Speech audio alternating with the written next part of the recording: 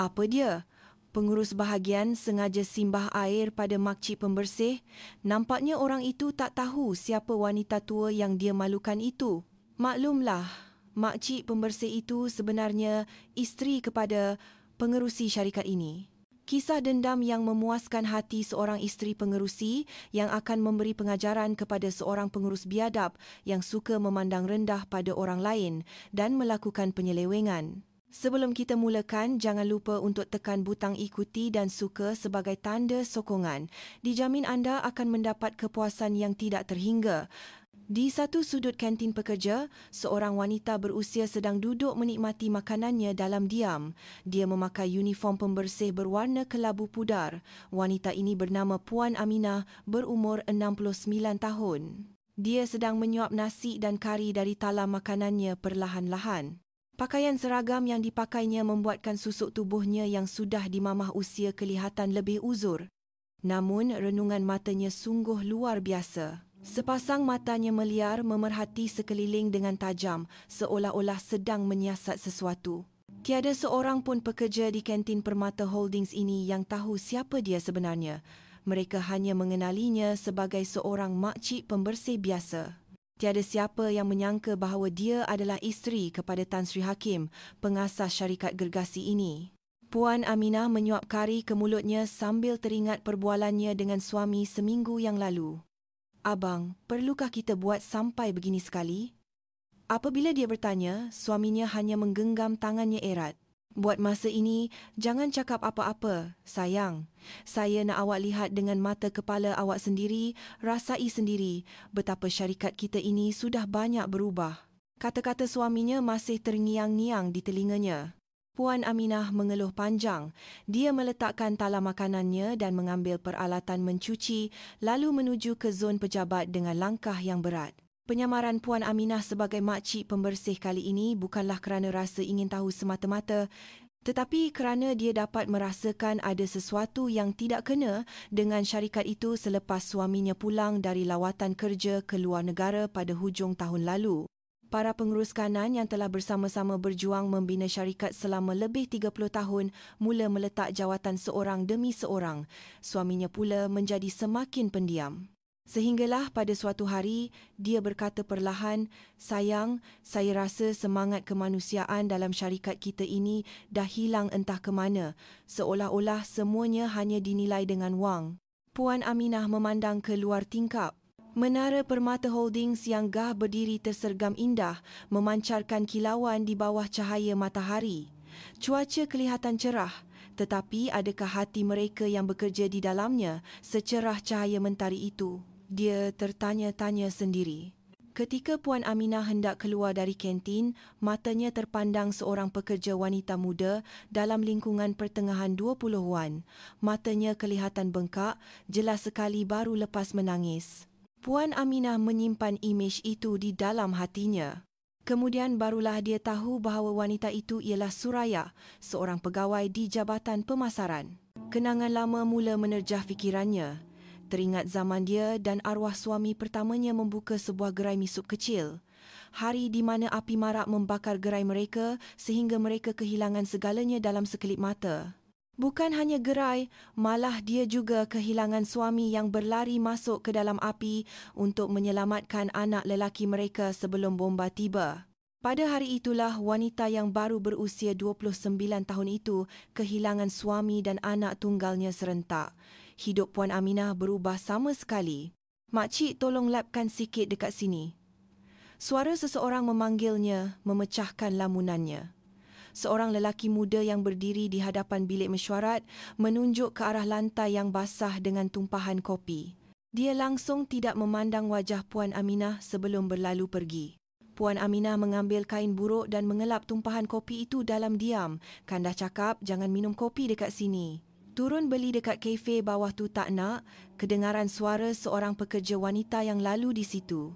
Puan Aminah tidak berasa kecil hati, sebaliknya dia lebih tertanya-tanya, beginikah cara pekerja di sini melayan kaki tangan pembersihan?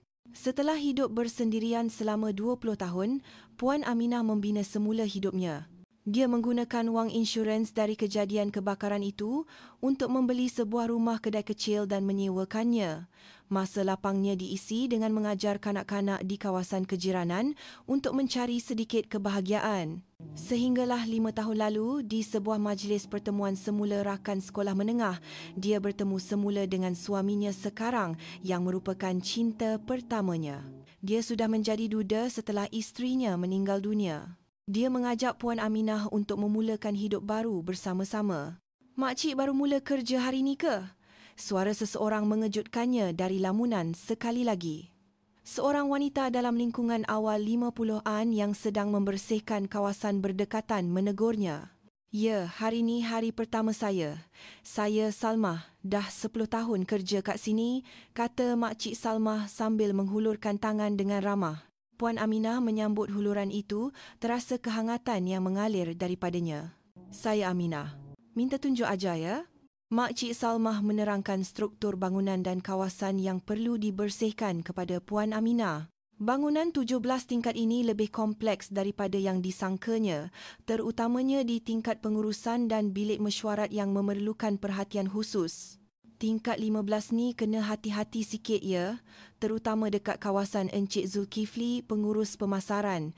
Dia tu cerewet sangat." Puan Aminah mengangguk faham. Dia mengingati nama Zulkifli itu. Terasa biasa didengar, seolah-olah suaminya pernah menyebutnya beberapa kali. Pengurus muda yang baru sahaja dinaikkan pangkat, bukan? Petang itu, Puan Aminah sedang membersihkan koridor di kawasan pejabat pengurusan di tingkat 15. Melalui pintu kaca, dia dapat melihat satu mesyuarat yang tegang sedang berlangsung. Seorang lelaki dalam lingkungan lewat 30-an yang berkemungkinan besar Encik Zulkifli sedang menghentak meja dan bercakap dengan nada suara yang tinggi dalam keadaan marah. Pekerja-pekerja lain hanya mampu menunduk diam. Apabila mesyuarat tamat, para pekerja mula keluar dari bilik itu seorang demi seorang. Orang terakhir yang keluar ialah seorang pekerja wanita yang wajahnya jelas dibasahi air mata. Puan Aminah merenungnya. Itulah wanita yang sama dilihatnya di kantin pagi tadi. "Hei orang tua, pandang apa? Pergi buat kerja kau." Suara lantang dari belakang mengejutkan Puan Aminah. Dia menoleh. Pengurus Zulkifli sedang merenungnya tajam dengan riak muka tidak puas hati. "Dah tua, mata pun dah rabun ke? Habuk dekat sini masih ada, tak nampak." Encik Zulkifli menuding jarinya ke satu sudut lantai. Puan Aminah tidak berkata apa-apa. Dia hanya berjalan mengambil kain buruk dan mengelap kawasan itu dalam diam. Encik Zulkifli mendengus sebelum masuk ke pejabatnya dan menghempas pintu dengan kuat. Puan Aminah menarik nafas dalam-dalam. Di matanya bukan sahaja ada kemarahan tetapi juga terselit rasa sedih. Tegesungguh manusia melayan orang lain sebegini rupa. Kalau dia tahu siapa aku, adakah dia masih berani bercakap begini? Tetapi Puan Aminah cepat-cepat menyedarkan dirinya. Buat masa ini, dia hanyalah seorang makcik pembersih yang datang ke sini untuk melihat wajah sebenar syarikat dan hati nurani orang-orang di dalamnya. "Makcik tak apa-apa?" Seorang lelaki muda berjalan dari hujung koridor dan bertanya. Di tangannya ada beberapa helai dokumen. "Tak apa-apa, terima kasih. Saya Taufik. Kalau ada apa-apa yang boleh saya bantu, bagi tahu saja ya." Taufik melemparkan senyuman mesra sebelum masuk ke bilik pejabat yang lain. Puan Aminah memandang kelibatnya berlalu. Sekurang-kurangnya masih ada orang yang baik hati di syarikat ini, fikirnya.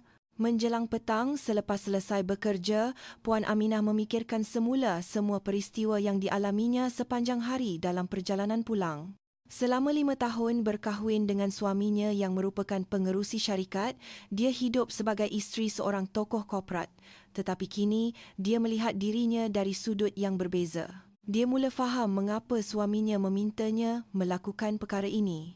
Setibanya di tempat letak kereta kondominium mewah mereka, Puan Aminah terus naik ke unitnya dengan masih memakai uniform pembersih. Dia berselisih dengan jiran di dalam lift, tetapi jirannya itu tidak mengenalinya dan hanya berlalu pergi. Puan Aminah hanya mampu tersenyum kelat. Pakaian benar-benar boleh menentukan status seseorang. Apabila masuk ke dalam rumah, ruang tamu yang kosong menyambutnya. Suaminya sedang berada di luar negara dan tidak akan pulang untuk beberapa minggu lagi. Pengerusi Permata Holdings itu telah memberikan misi khas ini kepada isterinya. Dan kini, Puan Aminah merasakan ketiadaan suaminya adalah satu perkara yang baik. Jika suaminya ada, dia pasti perlu menceritakan apa yang berlaku setiap hari dan itu akan menyukarkan lagi penyamarannya. Puan Aminah selesai mandi dan merebahkan diri di atas katil. Pengalaman hari ini masih berlega-lega di fikirannya. Suara lantang pengurus Zulkifli, wajah Suraya yang basah dengan air mata, kebaikan Taufik dan kemesraan Makcik Salmah semuanya masih jelas.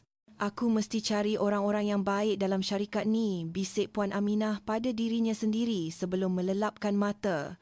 Dia tertidur dengan hati yang penuh harapan dan kebimbangan tentang apa yang menantinya esok. Keesokan paginya, Puan Aminah tiba di pejabat lebih awal. Ketika para pekerja lain belum ramai yang tiba, dia mula membersihkan pejabat dengan tenang. Semalam dia terdengar mesin kopi di pantry tingkat 15 rosak, jadi dia terus menuju ke sana. Berdiri di hadapan mesin kopi itu, Puan Aminah teragak-agak sejenak.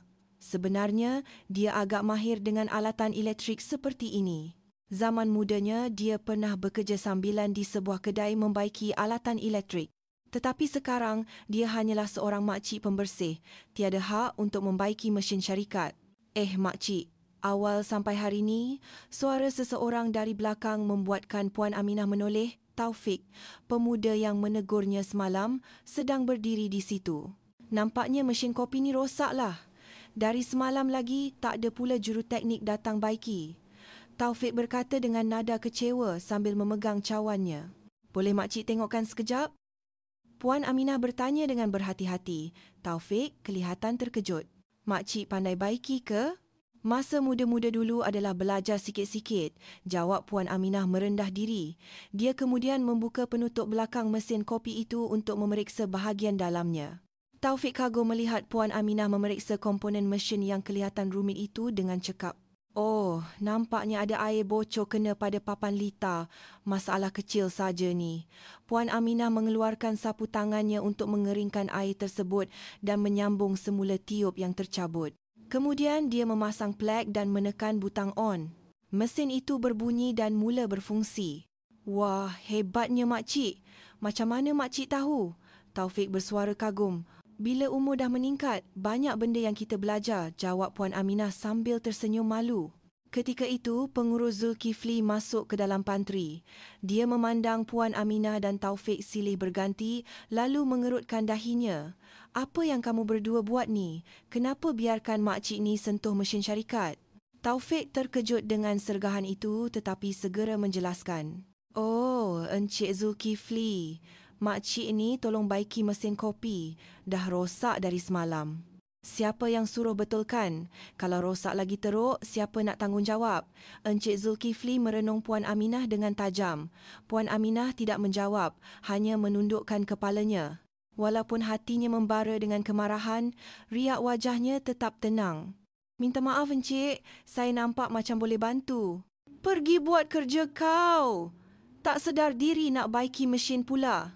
Encik Zulkifli berkata dengan dingin sebelum berlalu pergi. Taufik memandang Puan Aminah dengan rasa bersalah. Saya minta maaf bagi pihak dia ya, makcik. Encik Zulkifli memang macam tu orangnya. Puan Aminah membalas dengan senyuman mesra. Tak apa, di mana-mana tempat kerja pun mesti ada seorang dua orang yang macam ni. Taufik mengucapkan terima kasih dan berlalu pergi. Puan Aminah yang tinggal seorang diri memandang mesin kopi yang sedang berfungsi itu sambil berfikir. Bau kopi yang harum ini sudah hampir sebulan tidak dihidu. Dia teringat suaminya selalu singgah untuk minum kopi di tingkat ini. Nampaknya tempoh mesin ini rosak adalah tempoh yang sama suaminya mula risau tentang suasana di syarikat. Petang itu, Puan Aminah sedang berehat di satu sudut bilik rehat pekerja. Dia hampir selesai dengan tugasnya dan ingin merehatkan kaki seketika. Tiba-tiba, Makcik Salmah masuk dengan keadaan lesu dan wajah yang penuh kerisauan. Salmah, kenapa ni? Ada masalah ke? Puan Aminah bertanya prihatin. Makcik Salmah mengeluh berat. Anak perempuan saya baru dapat surat tawaran masuk universiti. Patutnya gembira, tapi hati saya ni rasa berat sangat. Kenapa pula? Patutnya berbangga, kan? Anak saya memang pandai, tapi kami tak ada duit. Kalau setakat yuran saja tak apalah. Air mata mula bergenang di kelopak mata Makcik Salma. Puan Aminah menggenggam tangannya. Tahniah Salma, anak awak hebat, patut dibanggakan. Terima kasih Aminah, tapi hakikatnya tak seindah itu. Ayah dia dah meninggal 5 tahun lepas. Gaji saya ni tak cukup nak bayar yurannya. Puan Aminah amat memahami perasaan itu. Zaman mudanya, dia juga pernah berdepan dengan kesempitan wang. Dia faham beban yang ditanggung oleh Makcik Salma. Syarikat tak ada sediakan bantuan biasiswa ke? Dulu ada, tapi sekarang dah dimansuhkan. Katanya Encik Zulkifli yang cakap semua kebajikan macam ni membazir bajet. Ketika itu, pintu bilik rehat terbuka dan pengurus Zulkifli masuk. Dia memandang mereka berdua lalu tersenyum sinis. Mengula lagi, dasar pemalas. Makcik Salma segera bangun dan mengambil peralatan membersih. Tetapi Puan Aminah bangun perlahan-lahan dan memandang Encik Zulkifli. Tadi kami sedang berbual tentang anak Makcik Salma. Dia dapat tawaran masuk universiti. Jadi, anak tukang cuci nak masuk universiti buat apa? Hantar kerja kilang sajalah. Kata-kata dingin Encik Zulkifli membuatkan wajah Makcik Salma pucat lesi. Puan Aminah memandangnya dalam diam sebelum keluar dari bilik rehat itu. Tetapi di dalam mindanya, nama anak perempuan Makcik Salma sudah terukir kemas. Dia mengeluarkan buku catatan kecilnya dan menulis nama itu, Madiha. Satu hari nanti, nama ini mungkin akan berguna, bisiknya perlahan. Seminggu berlalu, Puan Aminah kini sudah biasa dengan selok-belok syarikat dan mula mengingati wajah serta nama para pekerja. Dia memberikan perhatian khusus kepada bilik arkib di aras bawah tanah, tempat yang jarang dikunjungi dan menyimpan dokumen-dokumen lama syarikat. Hari itu, Puan Aminah sekali lagi menawarkan diri untuk membersihkan bilik arkib tersebut. Sementara pekerja pembersihan lain cuba mengelak tempat yang berhabuk itu, dia sebenarnya sedang mencari sesuatu. Jauh di dalam bilik itu, terdapat sebuah kabinet fail yang menyimpan dokumen dari tahun 2010 hingga 2015. Puan Aminah membukanya perlahan-lahan. Ketika meneliti dokumen-dokumen itu, matanya terpaku pada beberapa perkataan, rasuah, penipuan, pemalsuan akaun. Puan Aminah meneliti dokumen-dokumen itu dengan teliti. Semuanya mempunyai tanda tangan Encik Zulkifli. Yang busuk di sini bukan habuk, tapi hati manusia. Bisiknya. Dia secara senyap mengambil gambar beberapa helai dokumen itu dengan telefon bimbitnya sebagai bahan bukti.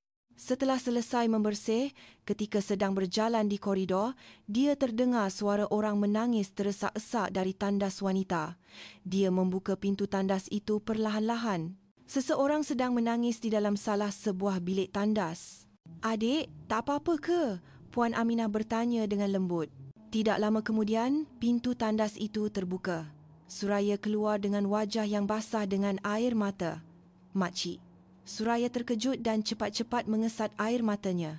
"Ada apa-apa masalah ke? Kalau perlukan bantuan, beritahu makcik." Puan Aminah bertanya dengan nada yang memujuk. Pada mulanya, Suraya teragak-agak, tetapi akhirnya dia membuka mulut. "Pengurus Zulkifli. Dia selalu cuba sentuh-sentuh saya. Bila saya tolak ajakan dia untuk keluar minum lepas kerja, dia terus gugurkan nama saya dari projek penting." Suara Suraya bergetar. Puan Aminah berasa sangat marah, tetapi dia tetap menahan riak wajahnya. "Dah cuba beritahu orang lain?" "Semua orang suruh saya buat tak tahu saja. Suruh saya sabar." Puan Aminah merenung jauh ke dalam mata Suraya dan berkata, "Itu bukan sabar, dik.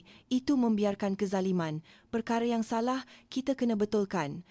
Suraya memandang Puan Aminah dengan hairan. Dia tidak sangka akan mendengar kata-kata setegas itu dari seorang makcik pembersih. "Tapi nak buat macam mana, makcik? Saya dengar Encik Zulkifli itu rapat dengan Tan Sri Pengerusi." Puan Aminah hanya tersenyum kelat. Ini maklumat baru baginya bahawa Encik Zulkifli sendiri yang menyebarkan khabar angin seperti itu. Kebenaran pasti akan terbukti satu hari nanti. "Suraya, ada apa-apa bukti?" "Bukti? Macam mesej atau rakaman suara ke?" Suraya berfikir sejenak sebelum menjawab perlahan. "Sebenarnya, saya ada rakam perbualan telefon dengan dia beberapa kali sebagai langkah berjaga-jaga."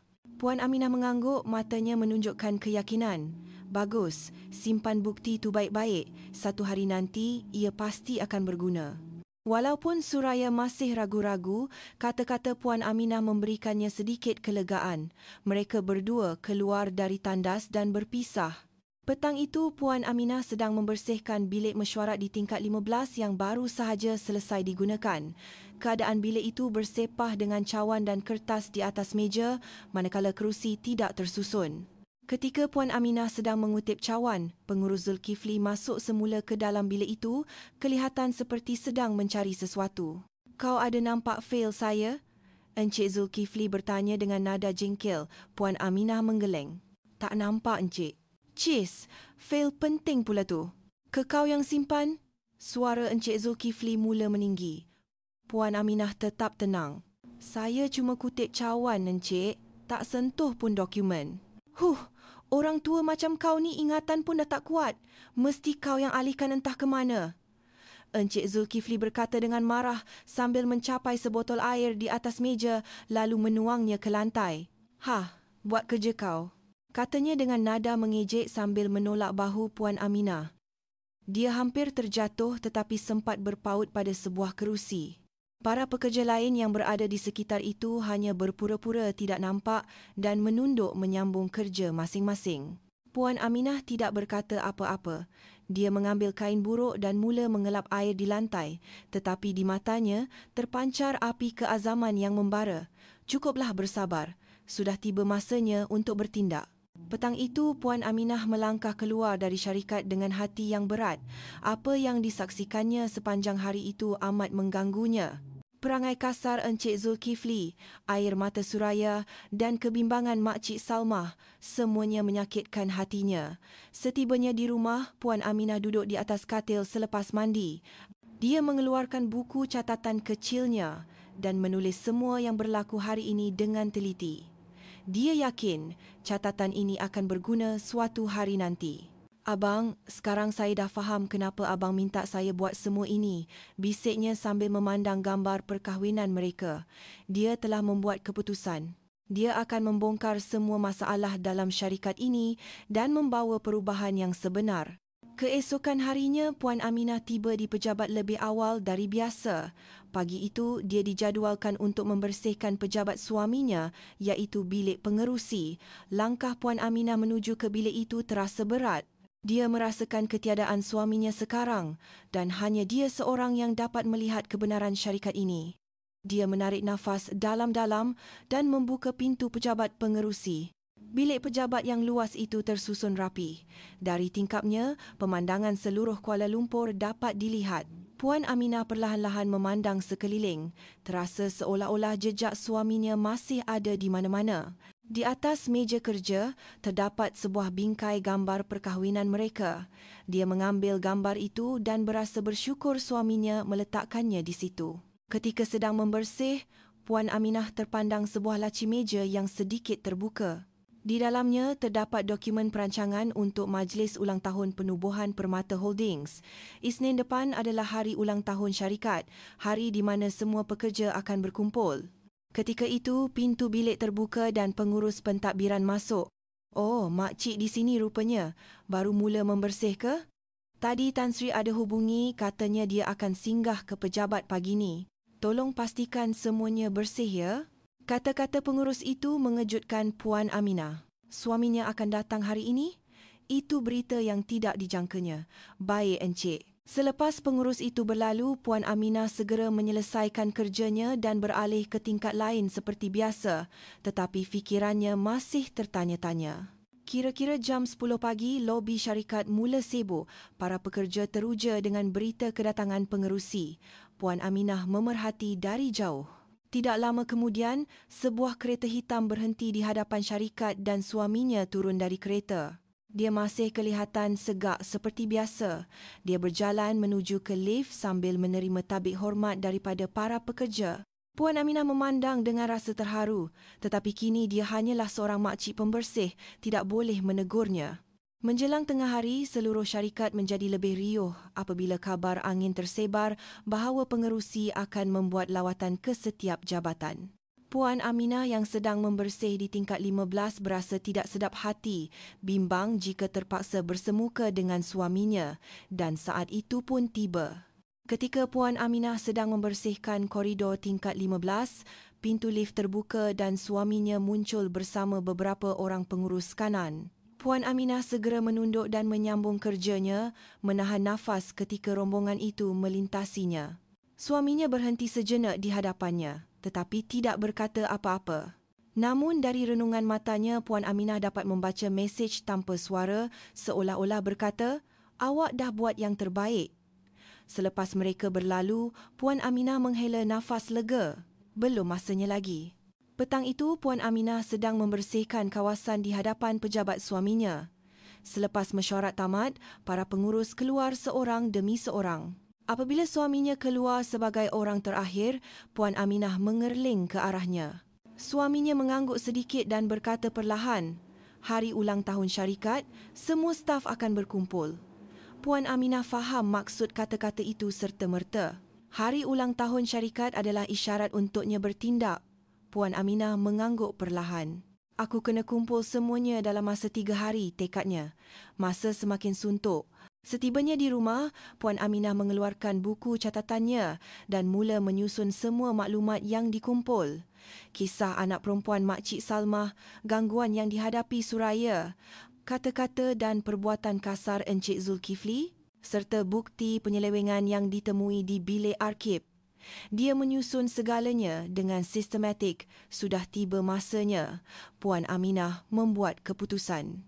Pada hari ulang tahun syarikat, dia akan membongkar segalanya. Dia tidak akan berdiam diri lagi. Sehari sebelum majlis ulang tahun, Puan Aminah memeriksa semula mesin kopi di pantry tingkat 15. Dia telah menjaganya secara senyap selama beberapa hari untuk menyediakan kopi istimewa yang digemari suaminya. Selesai, Puan Aminah tersenyum puas.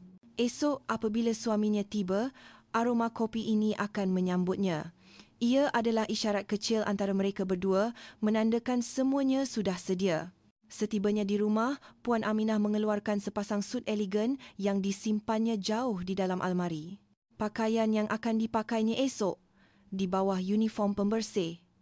Dia menggosoknya sambil memikirkan hari esok, berasa teruja dan gementar pada masa yang sama. Pagi hari ulang tahun syarikat, Puan Aminah tiba lebih awal dari biasa. Lobi syarikat dihiasi dengan kain rentang dan para pekerja kelihatan sangat teruja. Puan Aminah memulakan tugasnya seperti biasa tetapi hatinya tidak lagi sama. Hari ini, dia akan mengubah segalanya. Jam 10 pagi sebelum majlis bermula, Puan Aminah menuju ke pejabat pengerusi. Suaminya sudah menunggunya di sana, sedang memandang keluar tingkap. Apabila Puan Aminah masuk, dia menoleh. "Sudah sedia?" tanya suaminya. Puan Aminah mengangguk. "Ya, semuanya sudah sedia." "Tak akan menyesal?" "Tidak. Inilah yang betul untuk syarikat kita dan untuk semua pekerja di sini." Suaminya tersenyum mesra lalu memegang kedua-dua belah tangannya. "Kerana awak, saya ada keberanian." "Terima kasih sayang." Mereka berpandangan seketika, mata mereka penuh dengan kepercayaan dan kasih sayang. "Baiklah, mari kita pergi. Semua orang sedang menunggu." Puan Aminah mengangguk, tetapi dia masih memakai uniform pembersih. "Abang pergi dulu, nanti saya ikut." Suaminya mengangguk, faham dan keluar dari bilik. Puan Aminah yang tinggal seorang diri mengeluarkan sebuah pemacu USB dan menyambungkannya ke komputer. Pemacu itu mengandungi semua bukti yang telah dikumpulnya.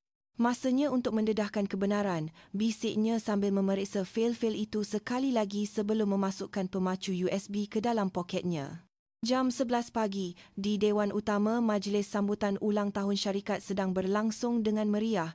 Semua pekerja telah berkumpul. Di atas pentas, suaminya Tan Sri Hakim sedang berucap tentang sejarah dan masa depan syarikat. Puan Aminah dalam uniform pembersihnya berdiri di bahagian belakang dewan. Tidak lama lagi gilirannya akan tiba. Jantungnya berdegup kencang. "Dan sekarang, saya ingin memperkenalkan seorang insan yang sangat istimewa kepada anda semua." Kata-kata, pengerusi membuatkan para pekerja mula berbisik. Siapakah gerangan? Insan ini adalah orang yang telah memerhatikan syarikat kita dengan begitu dekat sejak beberapa minggu lalu. Saya percaya ramai di antara anda pernah melihatnya, tetapi mungkin tidak mengenalinya. Puan Aminah menarik nafas dalam-dalam dan mula berjalan perlahan ke arah pentas. Insan ini ialah orang yang bertanggungjawab membersihkan syarikat kita setiap hari. Apabila Puan Aminah naik ke pentas, ramai yang menunjukkan riak hairan. Bisikan semakin kuat kedengaran. Itu kan makcik yang selalu cuci pejabat kita. Tan Sri Hakim memegang tangan Puan Aminah dan membawanya ke mikrofon lalu berbisik, "Sayang, cakaplah sesuatu." Dalam sekelip mata, seluruh dewan menjadi senyap sunyi. Semua mata tertumpu pada mereka berdua dengan penuh kehairanan. Hanya bunyi cawan kopi pengurus Zulkifli yang jatuh ke lantai memecah kesunyian. Puan Aminah berdiri di hadapan mikrofon dan mula bersuara. "Nama saya Aminah, saya adalah isteri kepada pengerusi Permata Holdings." Kata-kata itu membuatkan berpuluh-puluh telefon bimbit dihalakan ke arahnya serentak. Kehairanan orang ramai mencapai kemuncaknya. Sejak beberapa minggu lalu, saya telah menyamar sebagai seorang pekerja pembersihan untuk meninjau setiap sudut syarikat ini. Kerana saya ingin melihat sendiri punca kebimbangan suami saya. Puan Aminah mula membuka butang uniform pembersihnya. Di dalamnya tersarung sepasang sut yang anggun. Serentak dengan itu, skrin besar di belakangnya memaparkan gambar Puan Aminah dalam persalinan profesional. Saya telah melihat banyak perkara di syarikat ini. Ada yang baik dan ada yang menyedihkan. Puan Aminah mengeluarkan pemacu USB dan menyerahkannya kepada pasukan teknikal. Tidak lama kemudian, skrin mula memaparkan bukti-bukti yang telah dikumpulnya. Di syarikat ini ada ramai orang baik, seperti Taufik yang rajin dan baik hati, Makcik Salmah yang berkorban untuk anaknya, Suraya yang bekerja dalam diam walaupun dilayan dengan tidak adil. Mereka inilah aset sebenar syarikat kita. Bisikan di kalangan pekerja semakin kuat. Puan Aminah menyambung, tetapi malangnya masih ada yang menyalahgunakan kuasa dan menindas orang lain. Pandangannya beralih kepada Encik Zulkifli. Wajah lelaki itu pucat lesi. "Encik Zulkifli, awak telah mengganggu Suraya secara seksual. Awak menghina Taufik kerana latar belakang pendidikannya. Awak mengejek berita anak perempuan Makcik Salmah yang berjaya masuk ke universiti. Dan yang paling teruk, awak menggunakan kata-kata dan perbuatan kasar terhadap saya." Encik Zulkifli bangun. "Ini semua fitnah. Siapa nak percaya cakap orang tua ni?" Puan Aminah menjawab dengan tenang. "Kalau begitu, biarlah semua yang ada di sini menilainya." Di skrin, bukti penyelewengan, rakaman suara gangguan terhadap Suraya dan rakaman CCTV di mana dia menolak Puan Aminah mula ditayangkan satu persatu. Semua pekerja tergamam. Tan Sri Hakim kembali ke mikrofon. "Pada hari ini di sini saya akan membuat beberapa keputusan. Pertama, Encik Zulkifli dipecat serta-merta. Kedua, siasatan dalaman akan dilancarkan untuk membongkar semua penyelewengan. Ketiga, sistem baru akan diperkenalkan untuk melindungi kebajikan dan hak pekerja." Tepukan gemuruh bergema dari kalangan pekerja. Tan Sri Hakim menyambung, "Dan saya ada satu pengumuman istimewa. Kami akan menghidupkan semula biasiswa permata. Penerima pertamanya ialah Cik Madihah, anak perempuan kepada Puan Salmah." Makcik Salmah menangis terharu. Puan Aminah memandangnya dengan senyuman mesra. Taufik akan dinaikkan pangkat sebagai ketua pasukan. Kerajinan dan kebolehannya telah terbukti. Suraya pula akan dilantik sebagai penceramah jemputan untuk jawatan kuasa hak asasi manusia yang akan ditubuhkan. Keberaniannya akan menjadi teladan kepada kita semua. Tan Sri Hakim kemudian mengumumkan pelbagai lagi rancangan untuk membina syarikat yang lebih baik. Wajah para pekerja dipenuhi harapan. Selepas majlis tamat, Puan Aminah menuju ke bilik rehat para pekerja pembersihan, bukan lagi sebagai isteri pengerusi tetapi sebagai rakan sekerja. Dia ingin mengucapkan selamat tinggal kepada mereka. Apabila dia masuk, semua mata memandangnya dengan hairan. Suasana janggal menyelubungi bilik itu seketika. Ketika itu, Makcik Salmah datang dan memegang tangan Puan Aminah. "Terima kasih, Puan." "Terima kasih banyak-banyak." Air mata bergenang di matanya. Puan Aminah juga turut sebab. "Tidak, Salmah. Saya yang patut berterima kasih. Kerana kamu semua, saya belajar banyak perkara. Pekerja pembersihan yang lain mula datang menyapanya. Pada mulanya mereka malu-malu, tetapi tidak lama kemudian perbualan mesra mula terjalin. "Hari ni ada nasi lemak lah," kata seorang makcik sambil membuka bekalnya. Semua orang ketawa. "Puan, makcik, Kak Aminah kita," usik Makcik Salmah, membuatkan seluruh bilik itu dipenuhi gelak tawa yang mesra. Puan Aminah makan tengah hari bersama mereka. Mungkin itulah saat paling bahagia buatnya sejak beberapa minggu lalu. Petang itu, setelah semuanya selesai, Puan Aminah berjalan keluar dari syarikat bersama suaminya. Langit senja dihiasi dengan cahaya matahari terbenam yang indah. "Awak dah buat yang terbaik, sayang." "Inilah isteri saya," kata suaminya sambil menggenggam tangannya. "Ini syarikat yang kita bina bersama, bang.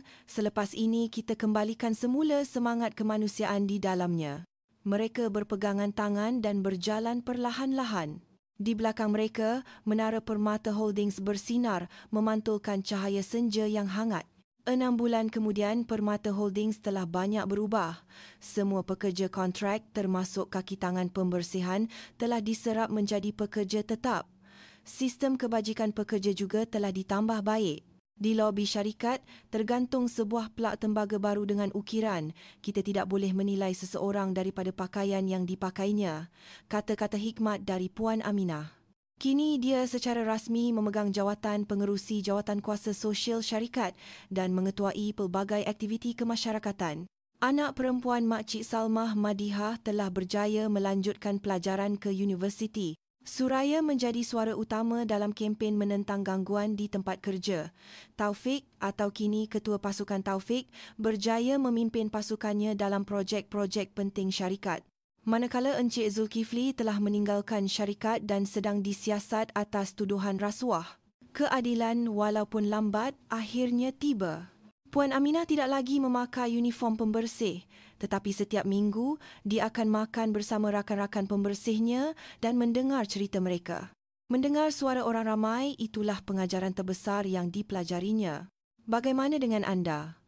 Orang di sekeliling anda sekarang, adakah anda benar-benar mengenalinya? Mungkin dia adalah wira yang tidak pernah anda sangka. Kisah Puan Aminah telah memberi inspirasi kepada ramai orang. Imejnya yang mampu melihat nilai sebenar seseorang tanpa mengira usia atau pangkat telah menyentuh hati ramai. Di sekeliling kita, masih ramai wira yang tidak kita kenali. Mungkin orang yang anda temui hari ini adalah wira pada hari esok. Apa yang penting adalah menilai seseorang dengan hati, bukan dengan penampilan luaran. Kisah Puan Aminah berakhir di sini, tetapi mesej yang ditinggalkannya akan terus bergema di hati kita. Usia hanyalah angka dan perubahan sebenar bermula dari tindakan seorang insan yang berani. Dan ingatlah, anda juga boleh menjadi insan yang berani itu pada bila-bila masa kerana tindakan kecil anda mampu mengubah dunia.